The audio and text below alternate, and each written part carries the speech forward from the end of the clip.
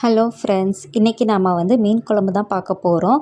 2 வீக்ஸாக மீன் வாங்கவே இல்லை. ஸோ இன்றைக்கி மீன் வாங்கி சமைச்சிடலான்னு சொல்லிவிட்டு காலையிலேயே 1 கேஜி ஊளி மீன் வாங்கியாச்சு.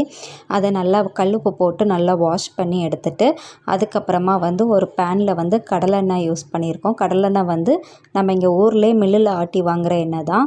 அது கூடவே கொஞ்சம் கடுகும் கொஞ்சம் வெந்தயமும் மட்டும் ஆட் பண்ணியாச்சு. அது கூட இன்றைக்கி பெரிய வெங்காயம் தான் 2 கட் பண்ணி போட்டிருக்கேன். ஏன்னா அன்றைக்கி சின்ன வெங்காயம் கட் பண்ணதுக்கு டைம் இல்லை. நெக்ஸ்ட்டு ஒரு தக்காளி ஆட் பண்ணிவிட்டு அதுக்கப்புறமா புளி தண்ணியிலே நம்ம ஆல்ரெடி நான் வீட்டில் அரைச்ச மசாலா காட்டியிருக்கேன்ல, அந்த மசாலாவும் கொஞ்சம் மஞ்சள் தூள் மட்டும் சேர்த்துட்டு இதை ஆட் பண்ணிக்கிட்டாச்சு.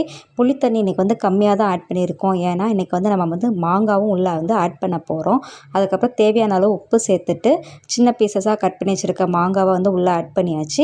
கொஞ்சம் கொதிக்க ஆரம்பித்த உடனே நம்ம வாஷ் பண்ணி வச்சுருக்க மீன் துண்டையும் அது கூட சேர்த்தாச்சு. அது கூட சேர்த்ததுக்கப்புறமா நிறைய அதிகமாக கிண்டாமல் ஒரு மூடி போட்டு கொஞ்ச நேரம் வேக வச்சாச்சு. இன்றைக்கி நான் ஏன் அதிகமான மீனை குழம்புல போட்டேன் அப்படின்னா, ஜிப்டா இன்றைக்கி அவள் ஃப்ரெண்ட்ஸ் எல்லாத்துக்கும் வேணும் குழம்பு மீனுன்னு கேட்டால். ஏன்னா அவள் குழம்பு மீன் சாப்பிட மாட்டா, ஃபிஷ் ஃப்ரை தான் எப்போதுமே கேட்பா.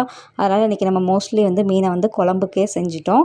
அதுக்கப்புறமா அது நல்லா ஒரு கொதி வந்ததுக்கப்புறமா லஞ்ச் பேக் பண்ணி கொடுத்தாச்சு. அவ்வளோதான் ஃப்ரெண்ட்ஸ், தேங்க்யூ. நெக்ஸ்ட் வீடியோவில் பார்க்கலாம்.